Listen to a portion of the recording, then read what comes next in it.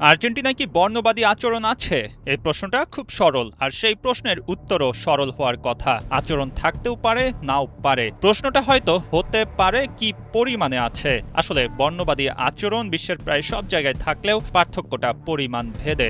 আর্জেন্টিনার ফুটবলে এখন আলোচিত এক নাম কিকি রামোস। বর্ণবাদ ইস্যুতে তার আলাপটা আসলে কি?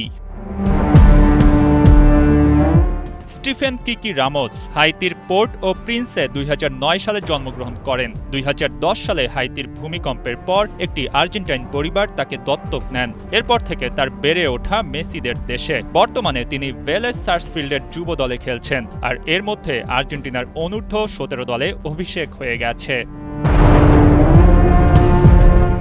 গায়ে জড়িয়েছেন আকাশী নীল জার্সি। তা আপাতত বয়সভিত্তিক দলের হলেও তাকে আর্জেন্টিনার অন্যতম ভবিষ্যৎ হিসেবে বিবেচনা করা হচ্ছে। এবছর ভেলেস সার্সফিল্ডের হয়ে ১২ গোল করেছেন। বা প্রান্ত দিয়ে তার ঝড় তোলা গতি দেখে অবাক না হয়ে পারা যায় না। হাইতিতে জন্ম নেয়া রামোসের দিকে এবার প্রশ্ন রাখা হলো বর্ণবাদ নিয়ে।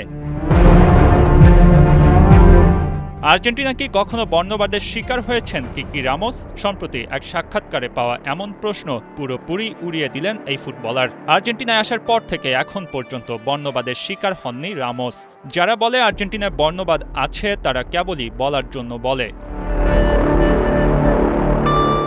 রামোস আরও জানিয়েছেন, এমন একটা সময় চলছে যখন আর্জেন্টিনাকে অনেক রকম সমালোচনা সইতে হচ্ছে, কিন্তু বাস্তবতা হচ্ছে আর্জেন্টিনা একটা সুন্দর দেশ। তার কাছে নীল সাদা জার্সি গায়ে চড়ানো ছোটবেলার স্বপ্ন, আর সেই স্বপ্ন যত্ন করে এগিয়ে চলছেন প্রতিদিন।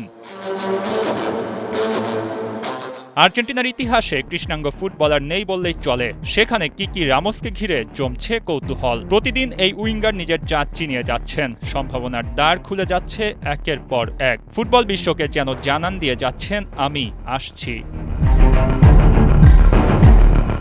মঈন হাসান, ৭১।